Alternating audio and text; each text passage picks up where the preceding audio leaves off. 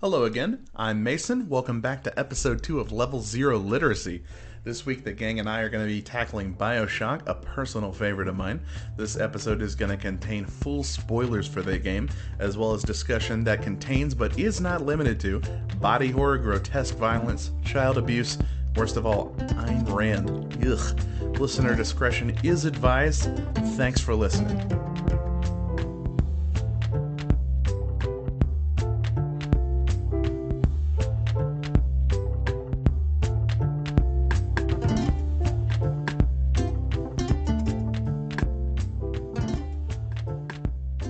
Hello and welcome to Level 0 Literacy, our little video game book club. My name is Mason.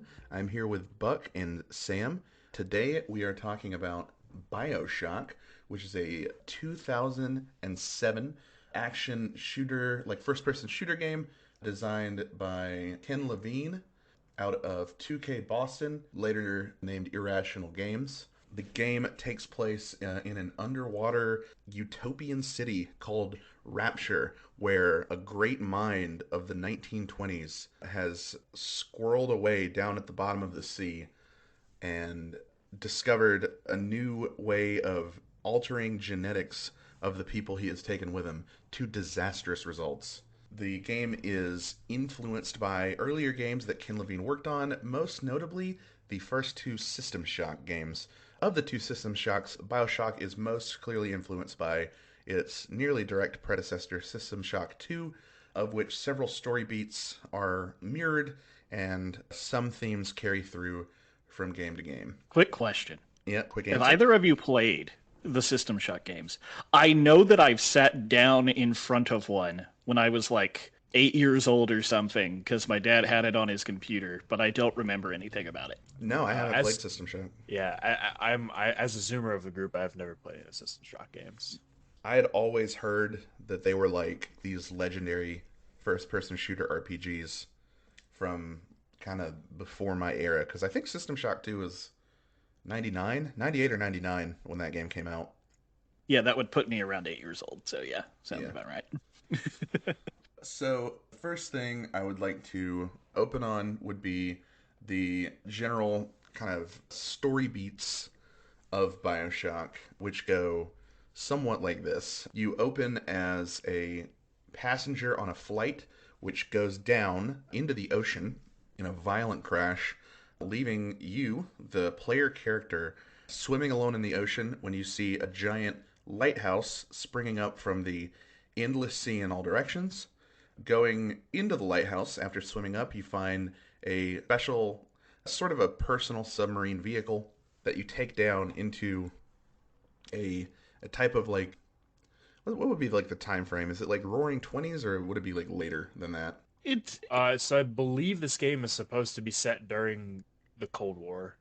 it's my set in like understanding. literally 1960 Yeah, Yeah. because 1959 is before the Civil War.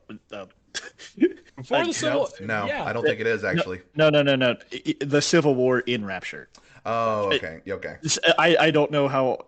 Should I re-say something else? Should I just say 1959 is before when a story relevant thing happens, or are we going to stick with yeah. This game, it's like squarely set. There's a lot of like good bits about the hysteria of the Cold War, as far as like two massive governmental agencies being like the major enemy of like the state, quote unquote, of Rapture. Yeah, that's very true. I use the term state very loosely because I think that in a lot of ways it's not really a state as far as like an actual like system and body of government, but Andrew Ryan doesn't want you to say it is. Yeah, that's true. exactly. I think he would rather you call it a capital, but not with an O, but with an A. Yeah. Anyway, as you get to the bottom of the ocean, you find hidden away there a giant city with neon lights that seem impossibly set in the water around them, huge towering skyscrapers with their foundation set at the bottom of the ocean. And landing inside, you quickly find that something terrible is going on, as the first thing you see is a murder. And then you must set out with the help of your new friend, Jack Atlas, in order to find your way out and hopefully one day escape. So, at this point, I'll kind of open the floor. Let's talk about some important overarching themes. Let's talk about like what this game is trying to say about the world. I think the first and most obvious thing is that it seems like a rendition or a commentary on Atlas Shrugged, which is an old Ayn Rand novel about how great minds kind of build their sort of golden utopia on the hill and then live in paradise while the world around them kind of falls into disgrace and ruin, right? Yeah, and so like we don't even have to say seems like. Ken Levine Is has said directly, yeah. yeah, I was reading Ayn Rand, and this game came about because I wanted to say, who is this person and what world would they build? Yeah, And absolutely. Yeah. just to be Uh, clear, it is not speculation, yeah. or seems like. Yeah, he has stated in multiple interviews that the Ayn Rand's like philosophy is the main thing that he followed for the Bioshock series.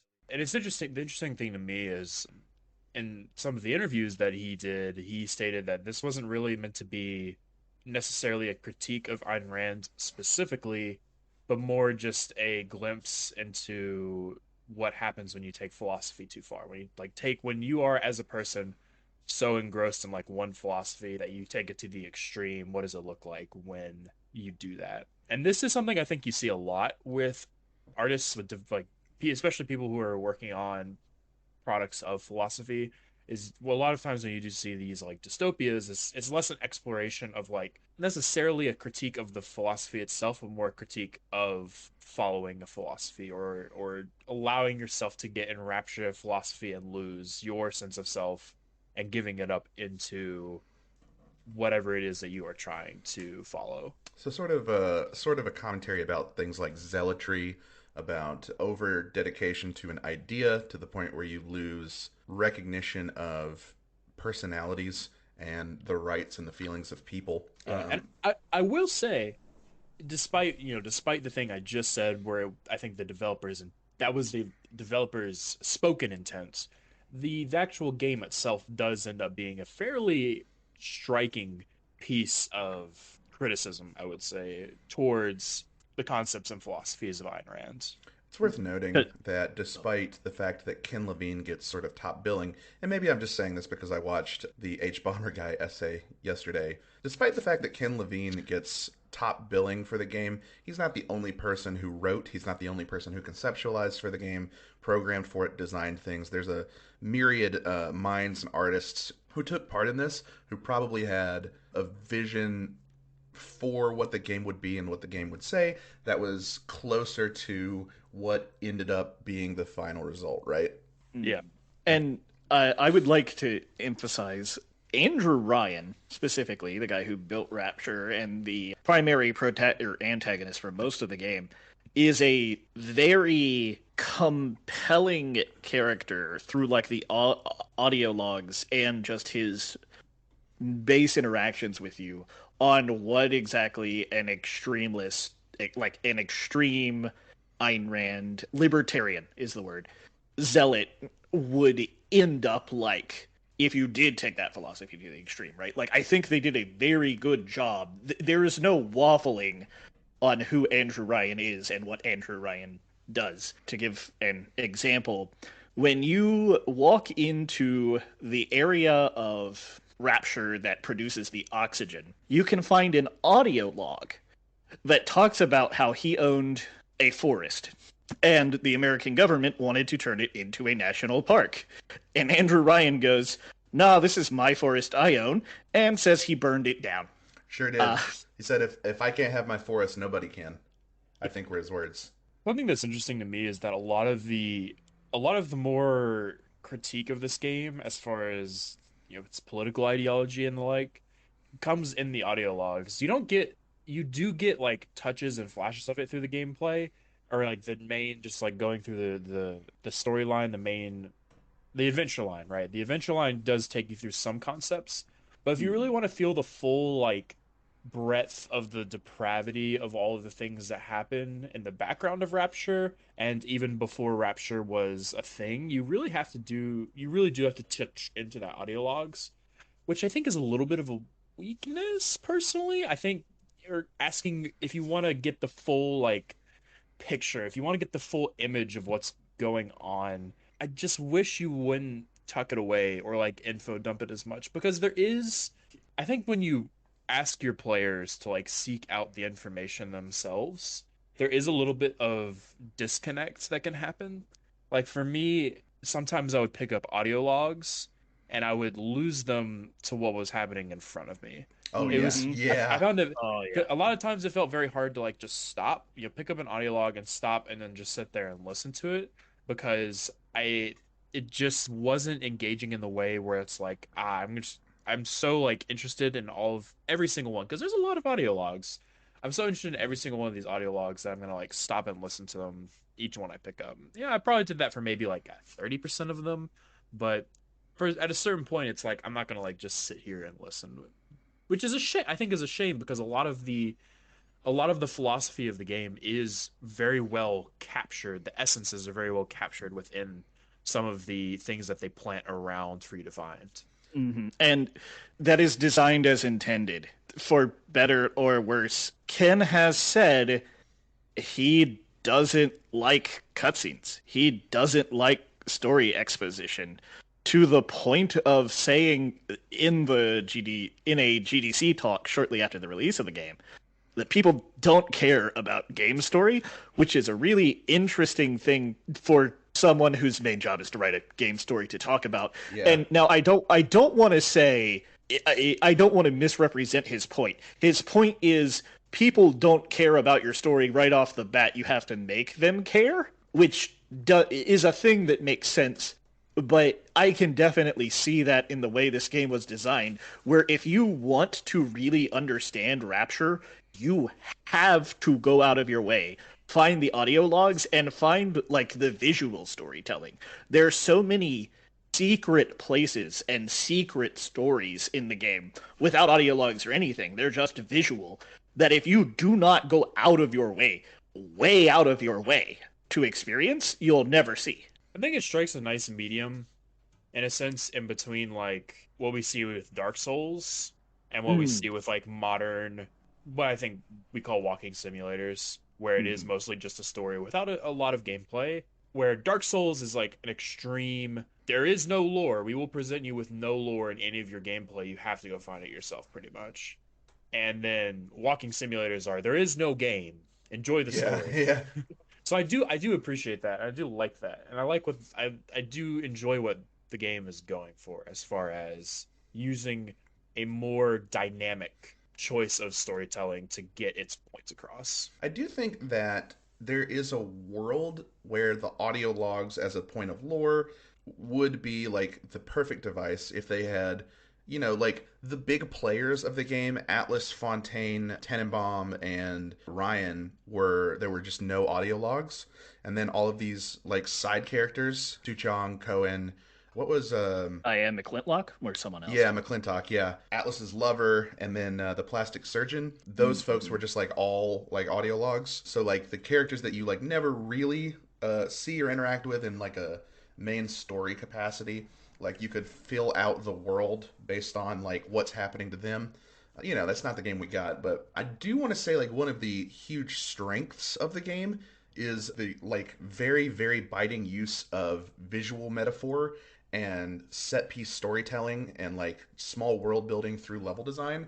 I think this game does a fantastic job at things like that. There were so many moments. There were so many moments throughout the game, like especially like when you first walk into the lighthouse and you have the giant Ryan statue like staring down at you intimidatingly as he sort of monologues about his vision, and then you get down and you see the great chain being like manipulated by this flexing enormous fist. There's many parts that illustrate like the depravity and the chaos of Rapture, like where you'll come upon like a dead body with a shotgun next to it, where someone has unfortunately committed suicide rather than become a splicer.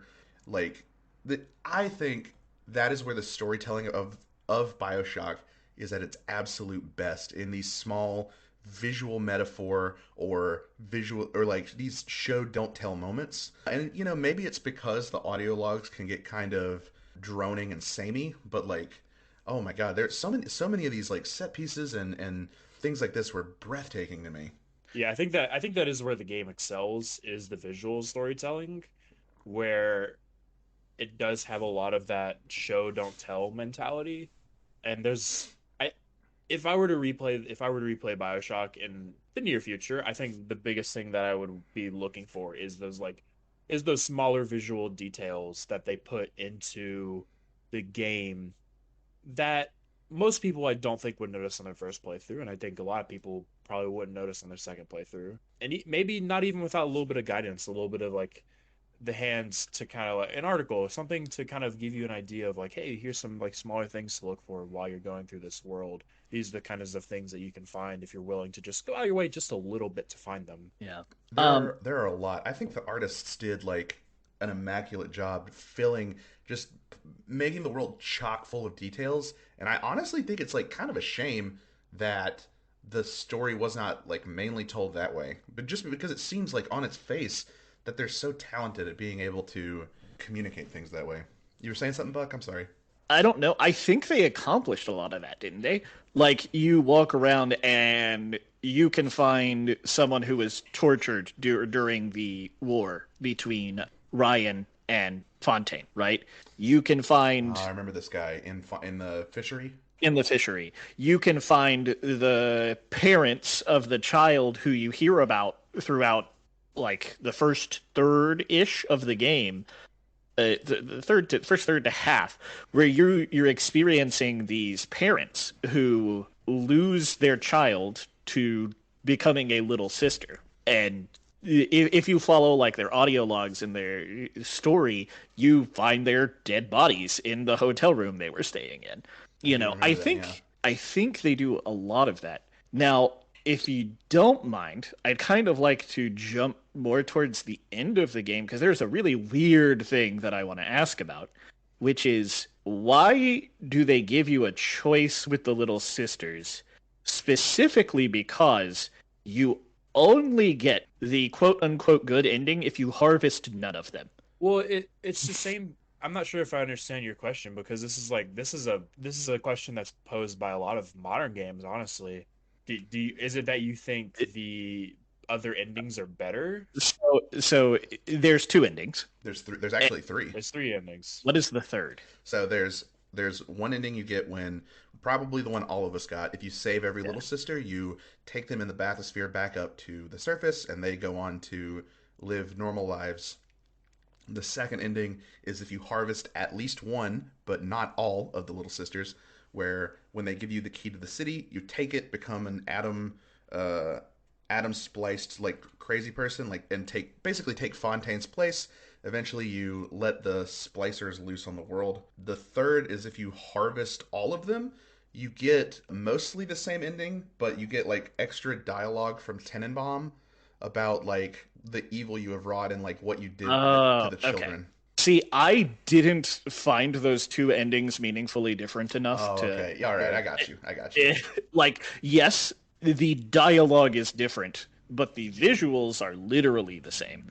I don't know. I feel bad for jumping to that because I kind of wanted to talk about your character's specific place in the story because I think that is kind of interesting to talk about and discuss. Very much so, I think. So, well, I don't know. Give us like the quick rundown of like what you're thinking about it then. What it seems like happened is you are Andrew Ryan's child Yeah.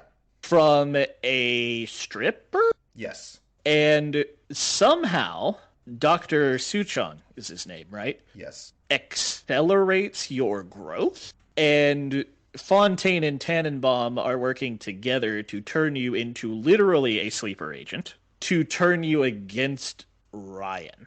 And in making you, they imprinted memories on you.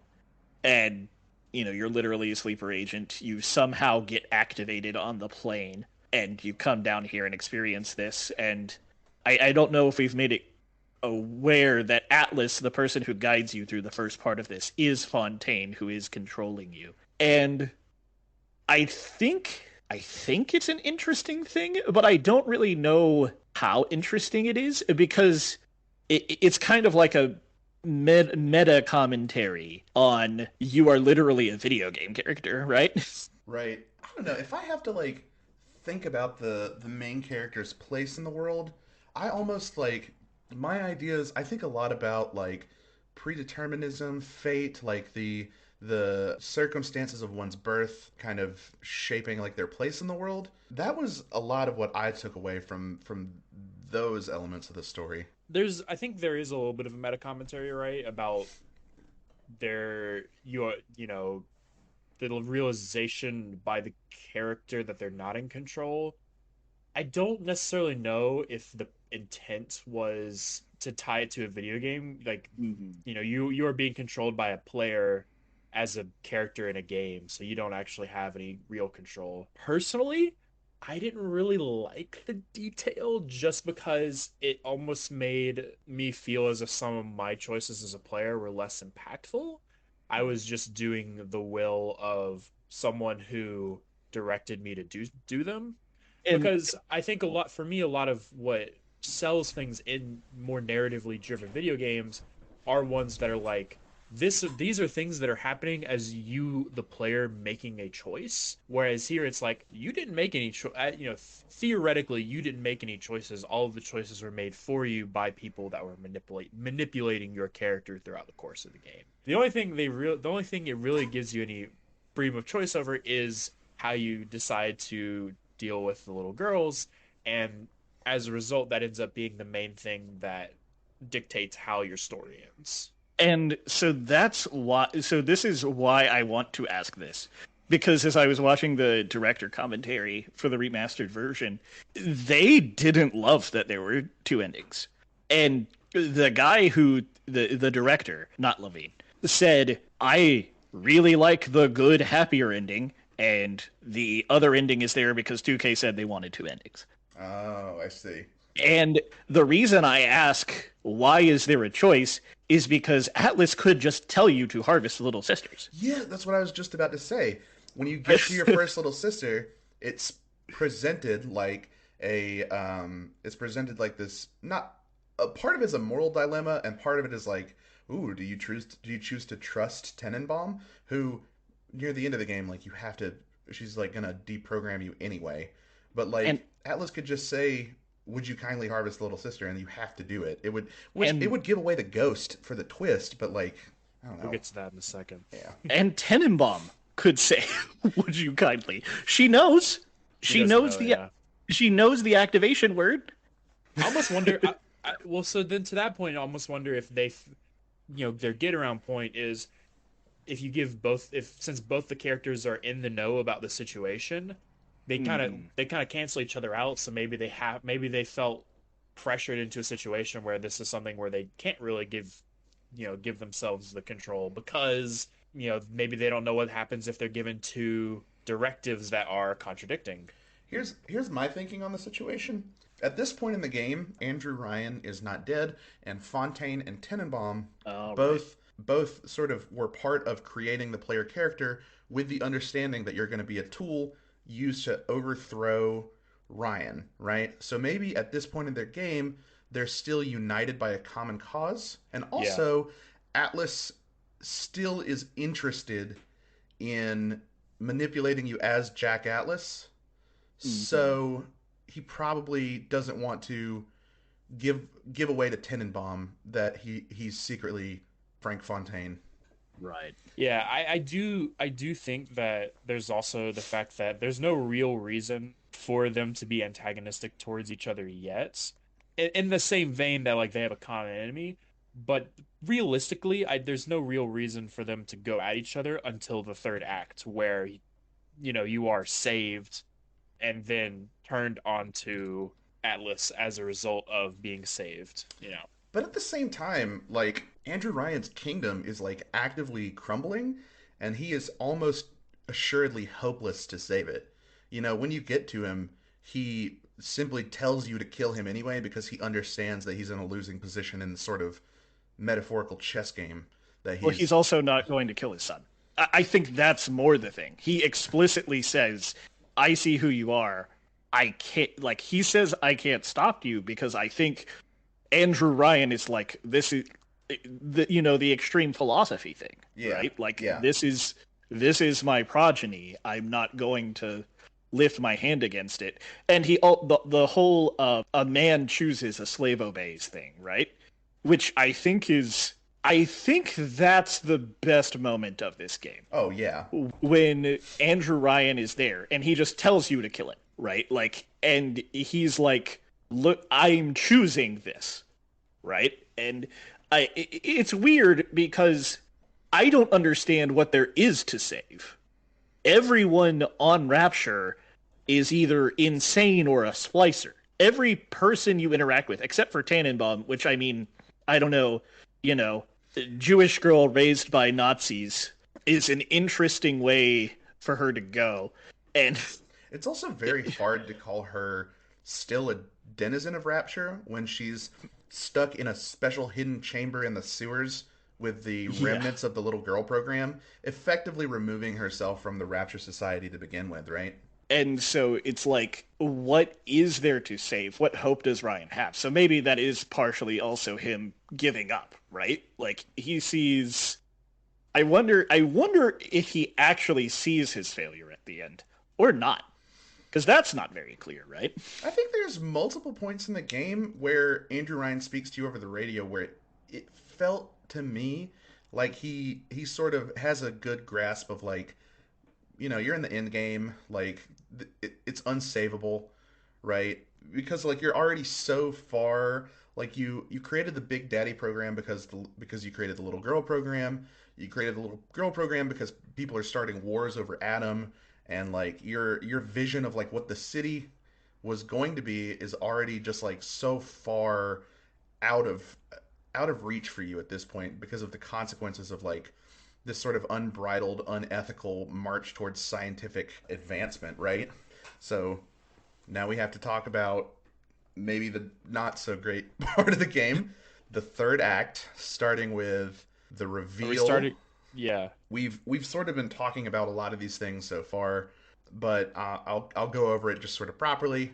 After you get to a certain point of the game, you are reaching sort of Andrew Ryan's like living quarters. You have reached where he's holed himself up in the hopes of hiding from the efforts of Fontaine and Tenenbaum and Atlas to, Frank slash Atlas to get him and kill him. You come into a room with pictures of the player character plastered on the wall with the words "Would you kindly" painted in blood. You then have flashbacks to Jack Atlas giving you directions using the phrase "Would you kindly," and it's revealed that the player character is a sleeper agent, the progeny of Andrew Ryan. And as you sort of come to Andrew Ryan's office, I guess, he realizes that his story is over and reveals to you that you have been brainwashed and programmed from a young age to follow any direction if given the code phrase "Would you kindly," after which he directs you to kill him. You like brutally murder him with a golf club, which is like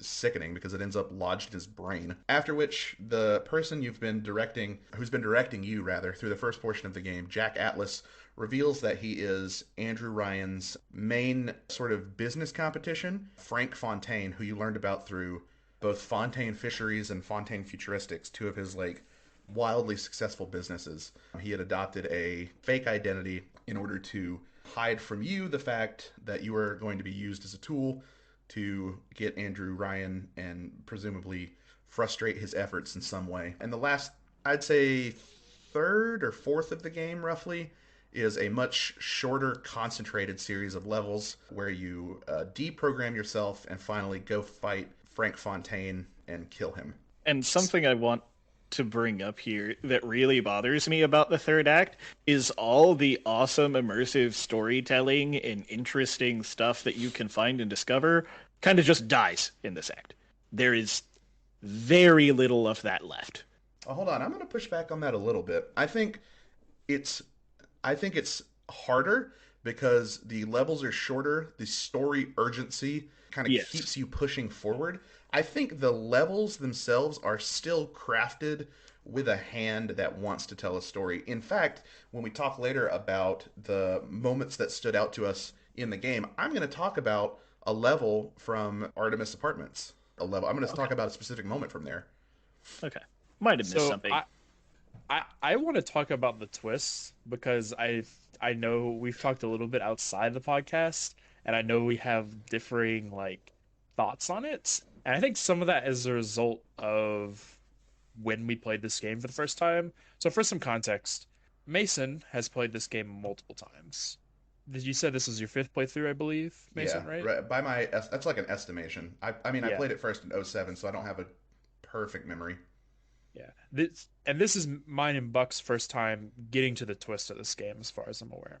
Hmm. For me, personally, I did not really feel the weight of the twist. And I think that is a result of modern media being so saturated with the twist villain. Like the twist villain is a staple of most modern media at this Oh point. yeah, oh yeah. If you look at any Disney movie made in the last like 5 years, you it almost inevitably has a twist villain. Just watch She-Hulk. Got got a twist villain. Multiple So twist villains. so for me, I wasn't really able to get shocked by the twist or get shocked by the fact that there is a big twist in this game because I have been so saturated and almost programmed to like expect things like this to happen in pieces of media. Whereas Mason, I know back when you played this, I imagine around when the game came out, that was such twist villains and stuff were such an anomaly back then that you were able to sort of get a different approach, a different life out of what you were presented with. Oh yeah. And actually, here's the kind of funny thing. That specific story beat, I'm pretty sure is carried over from System Shock 2, like beat for beat. But since I didn't play System Shock 2, it hit me like Yeah. incredibly in such a new and like untainted light. You know what I mean? You still got to live with it, Yeah, absolutely. sit with it. Now, can I present a different criticism of the twist? Oh It's yeah, kind sure. of something I just thought about, but the thing I definitely like least about it is you don't know anything about your character. Oh yeah. The whole, oh no, your family is fake, you were brainwashed, blah blah blah. I You don't know any of that because the only thing you see is flashes and glimpses. And it's still theoretically technically a twist, but it resonates less with me just because your There's character no doesn't have a sympathy. voice. Yeah, They're you don't have any sympathy for the character you're playing because they didn't really put in ways for you to gain that. And that definitely makes sense. I think like part of why that doesn't hit super hard in the modern day is because back in '07 or whatever, the idea that a character was like a self insert was doing a lot of weightlifting. If you Hmm. understand what I'm saying, it was Mhm. bearing a Yeah. lot of load. The idea that like the player character was a blank slate for the player holding the controller, and to you're supposed to like I think you're supposed to think about like how would I feel if I understood this about myself, right? But in the year 2022, now that we have a wealth of games where you can like give very strong definition to a character in narrative video games, it feels like it kind of falls on its face. While it was revolutionary and groundbreaking at the time, it probably just by way of how storytelling has evolved in video games, it probably simply can't hold the same weight that it used to. Here's a question then. Do you think if they were to remake this game today, if BioShock never existed and then, tomorrow they release the game, do you think they would play it differently? And there's no right or wrong answer to this. Just as someone who is very familiar with the series and kind of familiar with the creative vision of the people behind it are, do you think that if given the opportunity to do it again with a modern sensibility, do you think they would change that? I think the best like way I could think through that would be to look at later BioShock games that were developed closer to today. And in, for instance, Bioshock Infinite, the player character Booker DeWitt is given a ton of texture through storytelling, and so I have to say that like it would, if Bioshock were made in earnest, just completely brand new today, it would be way different, and I think the twist would hit a lot better. Gotcha. All right, so let's move on to our next segment. Let's break down one moment in the game that really spoke to us individually, as far as communicated the theme very well, or drove home a message or a theme of the game to you. Buck, we'll start with you. Thanks. I'm going to take the easy go-to bat here. So, so the first level of this game is very fascinating to me. And when I say first level, I mean working through the plastic surgeon's office. Yeah. Because it gives you so much of what Rapture is and what Rapture does to people. In that, in a place with no regulation, in a place where anyone can relentlessly pursue their art, right? As you explore this place, there's a doctor, a plastic surgeon, I can't remember his name, and you find these audio logs where he becomes obsessed with perfecting people. And well, you don't know, but this is how you find out what plasmids kind of do to people. In the relentless pursuit of perfection of the human body, you kind of corrupt your body and mind. And when you meet this doctor, he's literally just talking to himself, insane, ripping someone apart, making them beautiful, you know? And I think it is a microcosm of what the whole story is trying to tell in the first level. And I think, that hooked me in 2007, and then because I didn't own the game, I didn't finish it. But I've always had that in my hand. I've never forgotten that experience in 15 years or whatever, since I saw and experienced that for the first time.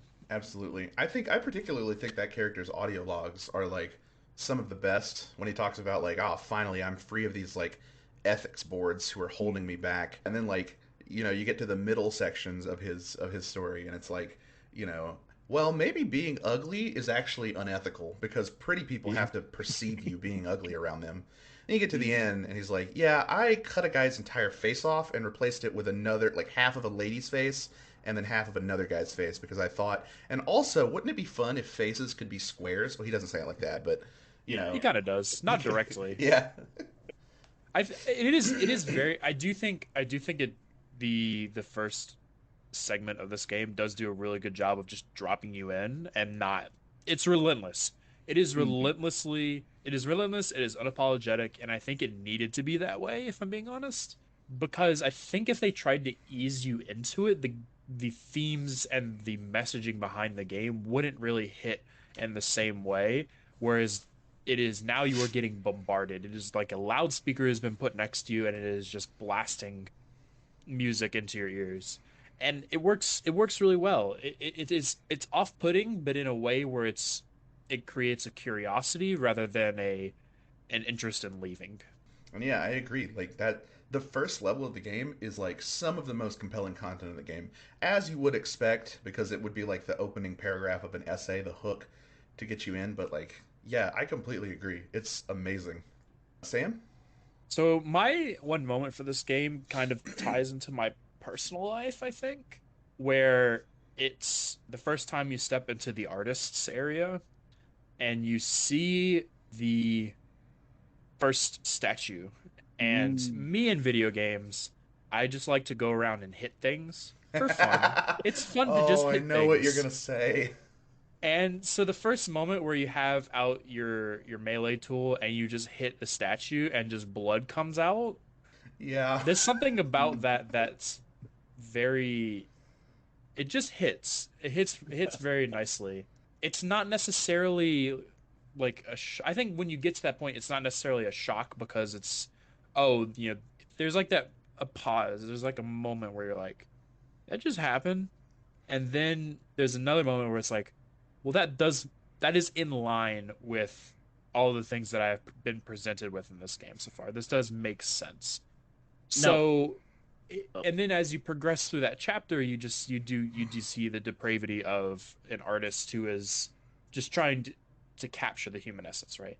And me personally, as someone who has worked in artistic fields and in artistic endeavors, I think there's always I've seen levels of people willing to go too far to capture the human spirit, the human emotion, and obviously this is like an extreme degree of that where we are literally casting people into statues, right?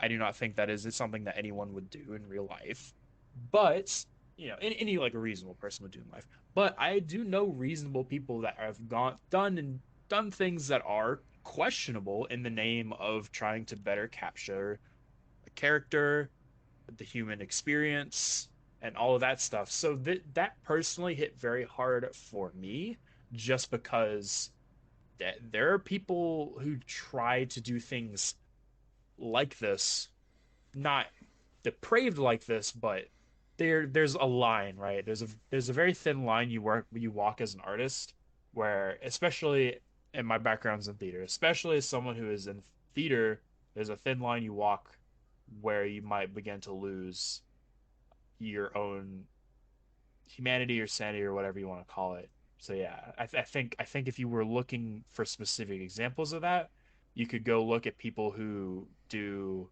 If you go back and look at what most people said about Jared Leto for the first Suicide Squad movie, that's kind of the idea that I'm talking about, where it's like it's very easy for actors or people of creative minds to go too far and do things that are just too over the top for the sake what they believe is quote unquote the sake of creating good art. For their art, for their creative process, you mean? Right. Yeah. Were you gonna say something, Buck? well, I had a question because at the point that you see the first statue, have you already like met and interacted with Cohen? Because I actually don't remember. You have. Yeah, he like Yeah, yeah, talks You to okay. you over the have. Yeah, radio. yeah. Does that happen before or after he tells you to go back? Like he pushes you away from the bathysphere.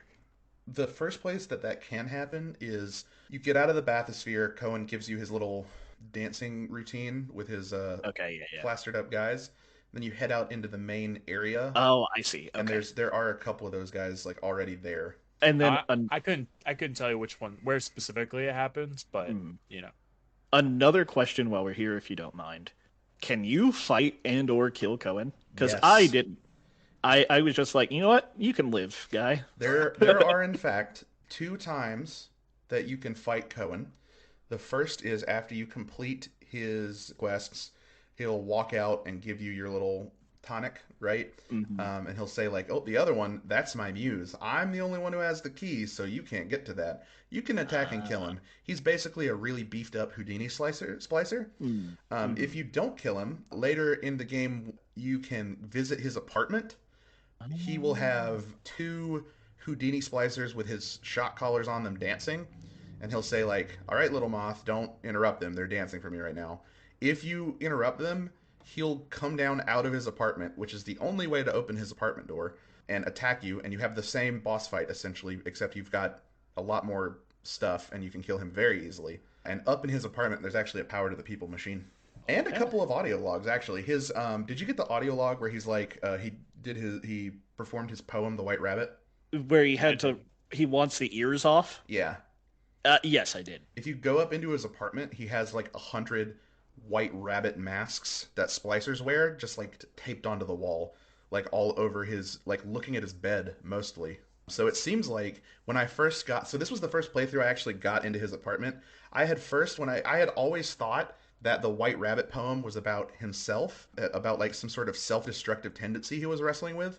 However, now that I've been into his apartment and I've seen like the rabbits are outside seemingly looking in at him. I think it's about like I think the poem is about the prying eyes of his audience, Hmm. and how he wants to like he thinks they're like not worthy to listen to his art, so he wants to rip their ears off. I Hmm. think, but yeah, those are That two times you can fight and kill Cohen. That makes sense. That's very interesting. I'm really sad I missed out on that. It's I left him alive and then didn't even see him in the apartment area. it's way out of the way. You would not be fault. I had to like this was the first of my many playthroughs I've actually done it. I would say you would not be faulted for like not getting in there. Hmm. I actually think Cohen Sanders is an incredibly compelling character. I think there are to be responsible here. I think there's aspects of his character that have not aged particularly well, especially as we understand the writing of gay characters in fiction. Hmm. He comes off kind of as a sexual predator in some ways.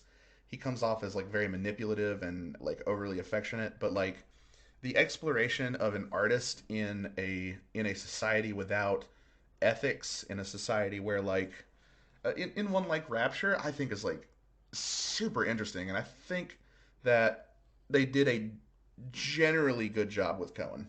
He was definitely of all the like segments in this game, that was definitely the one that I found myself the most wrapped up in. Absolutely, I did. I yeah, I love his level a lot. I guess I'll go into my moment now. I've talked a lot about the visual storytelling of the game.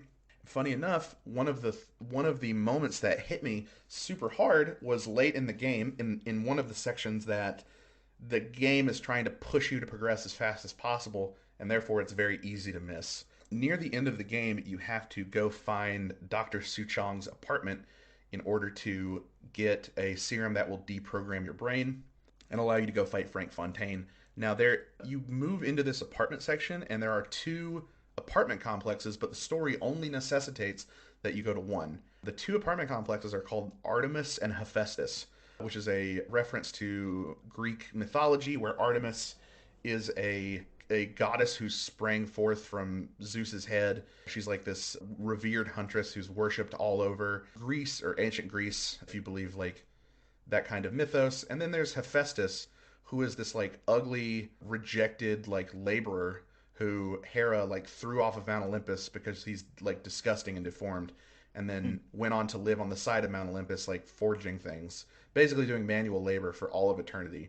And the Artemis apartment building is for wealthy people, and the Hephaestus apartment complex is for the poor people of Rapture, which I found incredibly like I really loved. I don't know. It's just like a little detail, a little touch, and like when you as you move through the game, a lot of the splicers like when they go to attack you, they'll call you like a welfare hound, or like they like insult you by like calling you poor, which always was like, oh, it's just like a little like throwaway thing because this is like Rapture, it's all capitalism. And then you like see the conditions the poor live in, and it's like, oh no, they're being horrendous to you when they say that. And I think the moment that really struck me as to like how great of a world building kind of element that is your HUD when you walk into the Hephaestus apartments doesn't say Hephaestus apartments. It says Andrew Ryan Philanthropic Home for the Poor.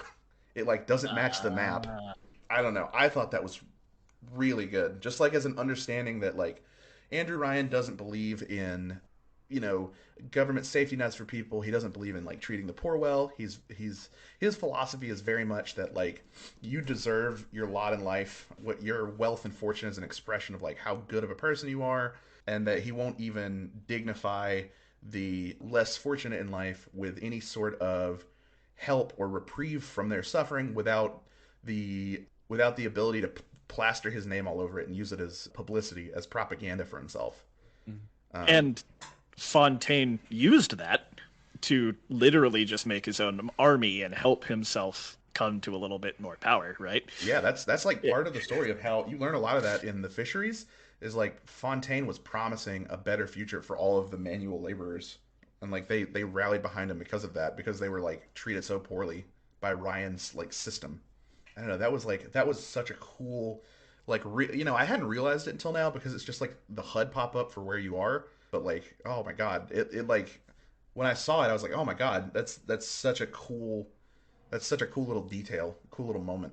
And it is, it's in the third act of the game. It's in the part of the game where all the NPCs are being like, go, go, go, go, go. You have to like push forward right now. You have to go. So it's easy to miss. Like you were talking about earlier, Buck. It's like very easy to be pushed by the events of the game past it. Yeah, and I definitely was. There was like a portion where there was like a whole area I just chose not to explore because I wanted like I usually ignore urgency in games, but when I ignore urgency in games, it's like not a first person shooter. And Yeah. and so it was since it was being urgent in the first person shooter, I guess my brain was just like go go go go go, you know. Yeah, I do feel like there are moments where the choices of medium for this game get in the way of the beauty, the things that you can find beneath the surface. I think so too. I think if that exact same apartment complex were in an earlier level of the game, in the first act, I think you both would have like probably been blown away by it. But like only now, since I understand like what's gonna happen in the game, and like that you don't actually have to like breeze through those parts, that I actually like really like l- was able to kind of sit and think about those things in the later part of the game. Another thing that struck me was like how ruined and terrible Bioshock becomes as you move through the game. Where like in earlier parts of the game, you're still in the areas relatively untouched by the Civil War, and so like all of the like neon signs are intact, the alarms still work on the windows, like all the streets are clean, and then like by the end of the game, there's just like piles of burning newspaper, derailed trains, and like the splicers have clearly like taken over the communities and like barricaded all the doors and stuff like that. Yeah. I think it works really well as a overarching concept of a narrative body, because nothing is ever right in Rapture, right? There's never any chance for you to misconceive that this is anything even approaching a utopia, right? Hmm. But even past that, it does allow itself to put its best face forward, where it is at least like, wow, there are a lot of messed up people here, but maybe the society, the people here are worth, maybe there are people here, maybe there are aspects of this worth saving. And that slowly caves away the further you get into it. And to your point, where it's like up front, it's like, okay, well, this is at least a beautiful city, this is at least a beautiful concept. Maybe there's something worth saving here. And then that just all falls apart as soon as like the further and further you progress into the game. So speaking of progressing further and further into the game, I want to talk about the final boss and endings in a little more detail than we did earlier. How did you all like the last level in the final boss? So I think escort missions are genuinely one of the worst things in all of video games. I do not think, on average, I don't think I could name a single time where I have done an escort mission where I've come out on the other side thinking, "Wow, that was a really fun and enjoyable experience, and I got a lot out of it as a player." I don't think I can name a single time that's happened. I think, and it's a shame because the story beat of your character having to like give into the system right after they freed themselves is a very powerful moment. It's like, I'm finally free from this mind control, but now my only way to progress is to give in and become a big daddy, something that is horrific in and of itself. But it's that moment is so degraded by the fact that you have to just sit around and wait for these little girls to harvest Adam out of these corpses, that I lost the ability to enjoy the situation, so to speak, because I had to just sit there and wait so long for the harvesting to happen. And now I will say, as a side note, I played this game on hard. Apparently that was a mistake. I just, as someone who plays a lot of video games, I was like, I'll play the game on hard. And I would say the scaling in this game is like not great as far as difficulty is concerned, but that's another discussion. So I do think my experience was a little bit lower as a result of that. But in general, I think escort missions are just one of the more miserable things you can experience in games. I have to be honest. I grew up playing Doom, then Quake, then Unreal Tournament, and, up into like Call of Duty. I do not love the gunplay in this game in general. And having to do that escort mission And doing that with a character who is purposefully not as mobile because he has telekinetic powers that are not just guns, right? Like, I understand why this game was designed the way it was, but having grown up playing a lot of PC shooters on PC, console shooters with a controller and all that have never been my favorite thing to sit down and play, specifically because at this point, I'd reached like a decade of playing these style games in better circumstances, right? And I really the escort. I personally don't hate escort missions in specific concept, like in non first person shooter things. Like if you want me to escort something in like a flight simulator or whatever, that's an interesting, meaningful escort mission, I think, because that's what you would be as a combat pilot, right? But that's Right. literally outside. That's outside of this discussion. I really disliked the specific going through that process of walking the little girl down the hall. I thought finding the Big Daddy suit and turning yourself into a Big Daddy thing was very interesting. Question, though, just on that note, just to kind of keep narrative wise. So you find audio logs where, like, actual Big Daddies are grafted into their suits. You don't do anything to yourself too horrible besides the weird voice box changing thing, which seems like it literally bores into your throat. Yeah, I was Right. about to say that. Pretty horrific. I would say that's pretty horrific, but Yeah. The Big Daddy suit falls off when you go to face Fontaine. Is that Yeah. because you take it off? I And don't- then you don't have the Big Daddy voice anymore? no, you definitely still have the Big Daddy voice. Oh, Yeah, you do? I still didn't have hear it. that. You still have I it. didn't hear that. Okay. But you don't have the time, right? Your character doesn't have the time to like fully commit into the Big Daddy Mm-hmm. suit. It's a little bit of a cop out, I would say. I don't. I think there is the level of like we don't want players to. There's only like so far you can push a player before it's Yeah. like this is too much. I don't think they could really fully show how Mhm. deep and depraved the process was up front. I think, yeah, obviously it's a little disappointing. I think if they were to make the game today, maybe they could get away with a little bit more because I think players on average today are used to seeing more, not depravity, but just experimentation as far as things in games and like showing more and telling less. So I don't know. I definitely see your point though, where I wonder, it would the game have been better if it did commit more into like the full picture of what it is to become a Big Daddy. You mean like Mhm. the physical disfigurement and brainwashing aspects? Yeah. I think like I think the last level and the final boss of this game are well not I don't know. I'm still thinking about the final boss because I just did it probably 10 hours ago. The last level is like such a shame. It brings down the experience so much. I think with in a different world where they have sort of a better experience in the final level of the game, Bioshock is thought of as like one of the all-time greats.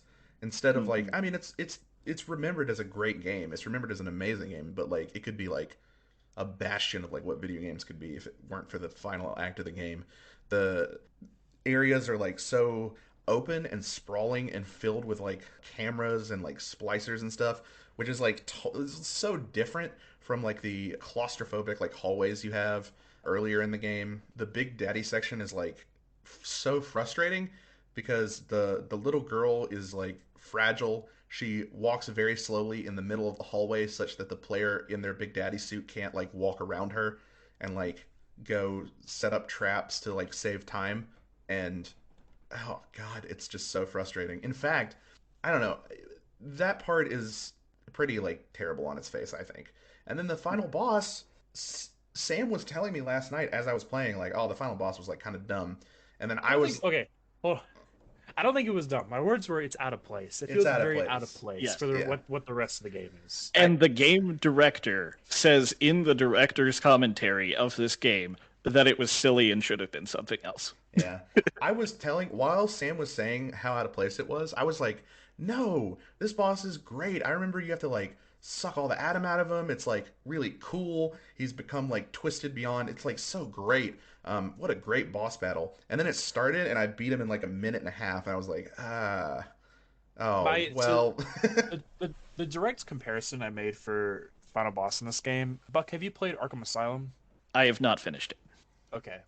I won't get into spoilers. Well, is it the Joker thing? Is Yeah. that where? Yeah, yeah, yeah. I'm aware of it. So I know I, what I happens. compare the final boss of Bioshock to the final boss of Arkham Asylum, where it just feels like it doesn't quite fit the theme and the tone of the rest of the game. Where in Mm. like Arkham Asylum, it's like, yes, you've been fighting all of these people that have been corrupted by this like pseudo venom, right? But why? But it doesn't make any sense for the Joker to inject himself and then to like have this weird fight at the end with the Joker. In the same way that like, yes, it makes sense that Fontaine is a corrupted man and like he would try to gain the power for himself, but the way it's presented just doesn't feel as if it fits the themes and what's given to you throughout the game. I think is like the Mm. best way I can like try to explain how I feel about it. I also just think the fight is dumb and bad. Like it's literally drain the health bar, press the button. When the rest of the game is designed so much better, in my opinion. Yeah. It feels kind of rushed. It feels kind of rushed. So I don't know. I would say I was very let down by like the third act of this game in general, but especially the last section of the third act. I even though I wasn't really necessarily enamored or like grabbed by the twist, I still felt the intent and the purpose behind it.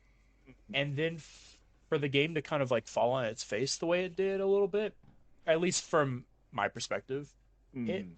it was a little disappointing to see. Especially after such a memorable and fun first like 3-ish levels of the game. Mm. Were there any other outstanding points, themes of the game, anything like that that you guys wanted to go over that we hadn't already? I will say, since we didn't get back to talking about the direct ending, I do love the if you save all the little girls ending. I'm so glad that that ending actually feels good. You know, Yeah. Yeah. you get.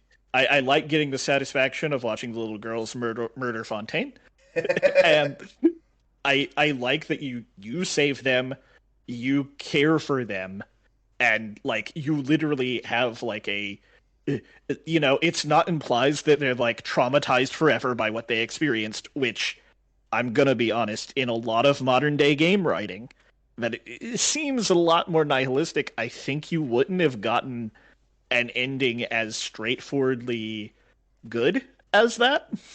Maybe Yeah. I'm being a little too nihilistic, but it feels like in a lot of good endings with games with these kinds of themes, you still get not as feel good stuff, which is more realistic. But I like that you're able to save these girls and actually give them something, give them a good life outside of this. One more thing I want to talk about the choice. It kind of bothers me that your only moral choice and meaningful choice you make in this game is child murder. Yeah. just in It's so weird. just in terms of like there's no gray area in child murder, right? At Well, least in my I think it's opinion. supposed to be a commentary on like, are you going to continue the way things are and traumatize and hurt the future generations with the Mm, policies of this guy, or are you going to like try and craft a better world for mm, the future, which is something that Andrew Ryan is like full breathedly uninterested in, right? mhm, I think it's about like creating a better future for the people who come after you. I mm, think that's what it was trying to communicate, and I think the ending, strangely enough, after that last third of the game in the final boss fight, I think it like lines up very well with the themes of the game if you get the good ending, because it's mhm, like yeah they can heal from like what Andrew Ryan's sick twisted like desires did to them, what Frank Fontaine's like weird power grab did to them, and they can be better. They can live normal happy lives beyond the walls of Rapture. And I feel like I've been pretty critical of this game so far. I've been sort of a voice of dissent a little bit. So I do want to put some praise on the game because I think that that is something that was very ahead of its time, even though the endings themselves aren't necessarily super well developed. Well, obviously the good ending is like very clearly well developed. The bad ending is like kind of whatever. I do think like giving players a choice as far as whether you want to save or kill the little girls is something that was, I think, very ahead of its time. That's, the concept of like killing or saving NPCs is something we see a lot now. Yeah. I would say it's a pretty common aspect of a lot of modern design sensibility. So I do want to give some praise in that. On that point, the thing that I was thinking about before this discussion that I had to look up, to me, this game and Fallout 3 are contemporaries, but Yes. this game came out before Fallout 3. So it kind of pioneered and innovated a lot of what it did before Fallout 3 did. Because to me, these games are fairly comparable to the point that they kind of wanted this game to be more of an RPG, but were actively told for it not to be. Right. And I was interested because, like, it was surprising to me that this game came out before well before Fallout 3, at least like a year before. And I was like, oh, okay.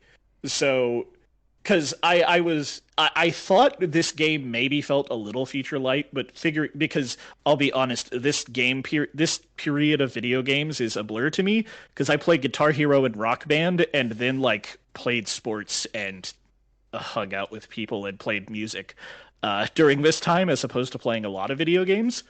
So, yeah, I do think this game innovated a lot more than it seems if you weren't around at the time to actually experience what it was doing, like right when it came out. Yeah. Yeah. I definitely get that. The way I describe this game is it's very much a product of its time. As someone who plays a lot of games, I can definitely see the age of Bioshock with just some of the design choices. I think it does hold up. I think like one thing, especially this is more to do with game design than the story specifically, is definitely like a fresh breath of air for me, especially someone who plays like several shooters, is like the trappings and tropes of modern day shooters or shooters made after the year like 2010 are not there in Bioshock, and it feels so good. I don't know. To me, to play a game where you're not limited to carrying 2 or 3 weapons, you have your entire arsenal with you all the time. Resource management is a real part of the game as far as like managing ammo and maximizing like damage against enemies through min-maxing your ammo types, and like it's not cover based, chest high walls, all guns are not like hit scan. That, God, it feels so good. Counterpoint, there's no aim down sights, and the movement is some of the worst I've experienced in a shooter in a while. There is aim down Have sights. you tried to have you there is? Yeah.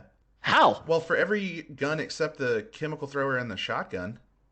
What is it? What is the button? Because I was never told, and I never used it. I played on console. You click right stick. Oh God, that sucks. Yeah, the pistol, the crossbow, the machine gun. Okay. Those all have aim down sight. That's my bad in that.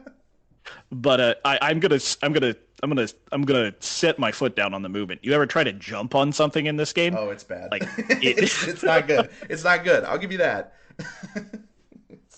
Sometimes you like see like a train car or like a hallway, and you're like, "Oh, I can get into that," and then you just like bounce off the top. And you're like, what is happening?" I'm not saying it's perfect. I'm just saying like a lot of things that became industry standard later are not present in this because Call of Duty didn't have like a chokehold, and like all those like 2010 Rainbow Six games didn't have like a chokehold on the first person shooters genre, and it feels really nice to just be able to carry all my weapons and like enemies don't explode in a shower of bullets and health kits and stuff. It really like engages the synapses quite a bit more than other shooter games. Are you saying Doom 2016 wasn't the best game ever made? I have not played Doom 2016. Oh no. The only thing I'm going to say is the only thing I didn't like about the gameplay mechanic, or the main thing I didn't like about gameplay mechanics, and again, I think this was because I played the game on hard instead of normal, is just, especially in the third act, every enemy just felt like a resource dump to the point where I was like, I'm just going to run past the enemies. I'm not going to engage with them anymore. I'm going to just try to I just want to go get to the rest of the story. I did find it very frustrating where I was like, all right, I'm out of bullets. And I'm out of Eve. What is it called? The stuff I know it's called Eve. Eve hypos. Eve hypos. A lot of Eve hypos. So now I guess you kind of get like soft locked in a way where it's like you run out of resources and you're like, there's all these enemies ahead of me, and I don't have anything. I have a wrench. I had to kill that Big Daddy. So now I guess I'll just run past them and hope for the best. I really This is think why the difficulty scaling is not done well. I think like normal mode is like really the only one that was optimized super well. that's why I played the game on easy. You had to play. You had to play. I think like the if I had to think about like one thing just as far as game mechanics that was super frustrating, it's that every animation can be canceled, but none of the you like Oh, you don't get any benefit from doing anything unless the animation fully finishes. So you can animation cancel doing an Eve hypo, reloading your guns, beginning to dash, but like none of like unless you finish the animation you don't get the Eve, or like unless you finish the reload animation that you could cancel at any time by doing any other thing, you don't reload your gun. yeah, that was oof. That was That rough. got me killed so much because I'd be like, oh, I reloaded my chemical thrower. Let me change to that. It's like, oh well, no, I animation canceled it 90% of the way through, so I only have 20 chemicals in the chamber. Anything else? Anything else we want to cover? I think we've covered pretty much everything. All right. Bioshock can be found in its original form on PC, PS3, and Xbox.